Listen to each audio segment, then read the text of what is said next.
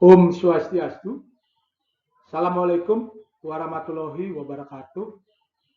Salam sejahtera bagi kita semua. Saya dengan Iketut Wenten, pengampu mata kuliah analisis laporan keuangan. Pada hari ini saya akan menyampaikan materi pertemuan 15 tentang analisis perkreditan. Sebelum saya melanjutkan pada materi inti daripada analisis perkreditan, maka saya akan menyampaikan beberapa pengertian mengenai kredit, pembiayaan, dan kredit perdagangan.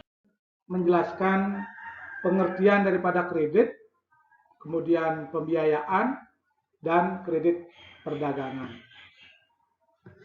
Pengertian kredit menurut Undang-Undang Pokok Perbankan tahun 1998 itu adalah penyediaan uang atau tagihan yang dapat dipersamakan dengan atau berdasarkan persetujuan atau kesepakatan pinjam-meminjam antara pihak bank dengan pihak lain yang mewajibkan pihak peminjam untuk melunasi utangnya setelah jangka waktu tertentu dengan pemberian bunga. Sedangkan pengertian daripada pembiayaan di sini adalah penyediaan uang atau tagihan yang dapat dipersamakan berdasarkan persetujuan atau kesepakatan pinjam-meminjam antara pihak bank dengan pihak lain yang mewajibkan pihak yang dibiayai untuk mengembalikan uang atau tagihan setelah jangka waktu tertentu dengan imbalan atau bagi hasil. Sedangkan kalau pengertian daripada kredit perdagangan di sini itu berkaitan dengan penjualan barang di mana pembayaran dilakukan secara angsuran atau secara kredit. Ya, sesuai dengan kesepakatan yang dibuat antara penjual dan pembeli untuk jangka waktu tertentu dengan masing-masing hak dan kewajiban. Selanjutnya kita akan membahas mengenai unsur-unsur yang ada di dalam pemberian kredit. Unsur-unsur di sini ada 5 unsur yang akan kita lihat. Yang pertama adalah unsur kepercayaan. Kemudian unsur kesepakatan. Unsur jangka waktu. Unsur risiko dan unsur balas jasa. Ini 5 unsur yang akan kita lihat di dalam pemberian kredit. Sedangkan jenis-jenis kredit jika dilihat dari berbagai segi itu ada 4. Pertama, kredit dari segi kegunaan. Itu ada yang namanya kredit investasi, kredit modal kerja. Sedangkan kalau dilihat dari fungsi, itu ada 3, kredit produktif, kredit konsumtif, dan kredit perdagangan. Kemudian yang ketiga, kredit jika dilihat dari jangka waktu, itu ada yang namanya kredit jangka pendek, kemudian kredit jangka menengah, dan kredit jangka panjang. Sedangkan unsur yang 4 ini, jenis kredit yang keempat ini, itu dilihat dari jaminan. Jadi ada 2, ada kredit dengan jaminan dan ada kredit tanpa jaminan. Selanjutnya, kalau kita melihat kebutuhan kredit daripada nasabah, kita perlu melakukan penilaian. Mengapa sih perlu kita melakukan penilaian terhadap kebutuhan suatu kredit?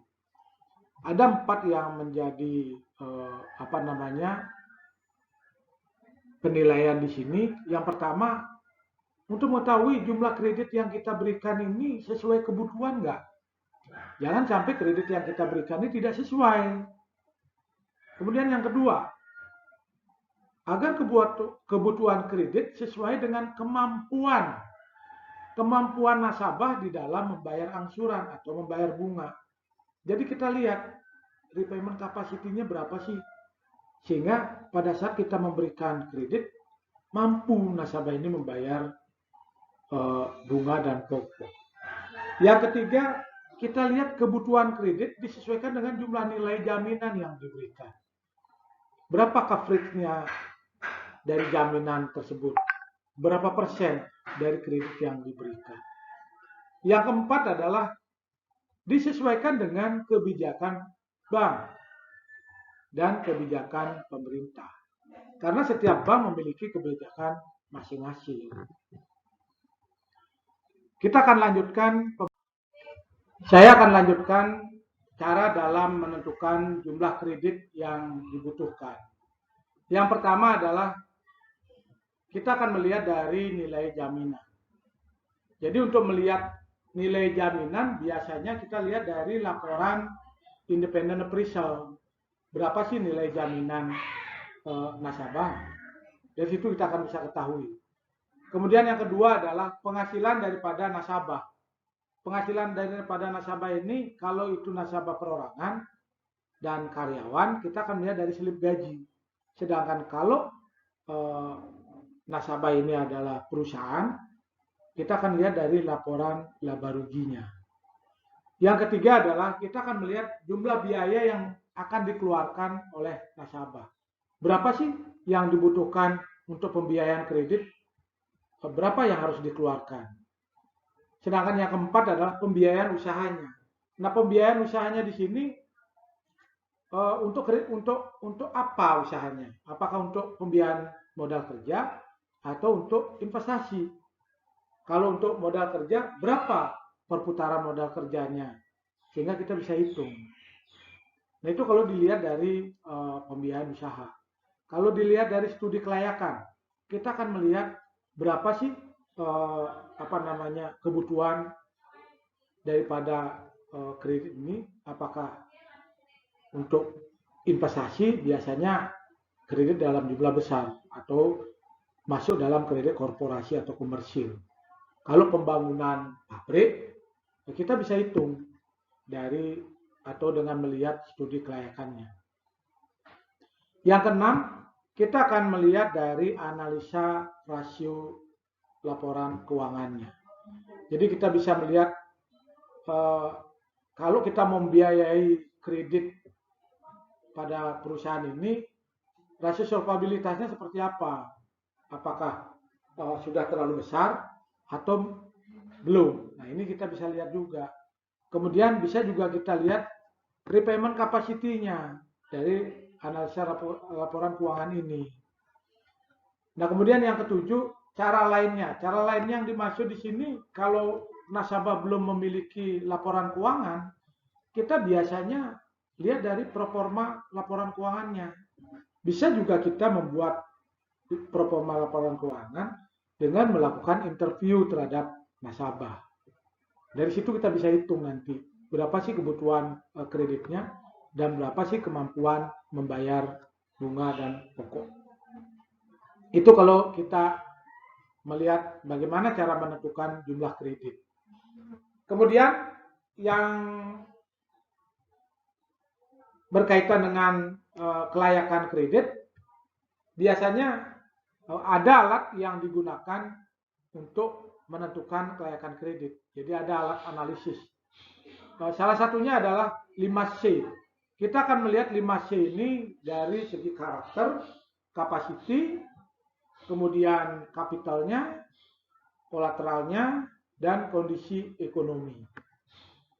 Alat yang lain, kalau dulu ada yang namanya 5C, kemudian dikembangkan. Ada tambahan yang namanya 7P. 7P ini salah satunya ada yang namanya personality atau kepribadian, kemudian purpose atau tujuan, partai atau golongan yang antara lain adalah karakternya, kapasitinya, dan kapital. Kemudian yang keempat adalah payment. Payment di sini sumber pembiayaan, sumber pengembalian, sumber pembayaran bunga, yaitu melihat apakah dari usahanya atau dari apa. Kemudian yang kelima adalah prospek daripada bisnis perusahaan ini. Apakah memiliki prospek yang baik atau bakal berkembang atau bagaimana. Yang keenam adalah profitability. Profitability di sini yang dimaksud adalah kemampuan di dalam memperoleh laba. Apakah perusahaan ini mampu menghasilkan laba untuk mengembalikan kredit atau membayar bunga. Yang terakhir adalah protection atau perlindungan perusahaan. Biasanya di-cover dengan asuransi. Ini kalau kita lihat dari 5C dan 7P. Yang ketiga ada yang namanya adalah untuk melihat kelayakan kredit.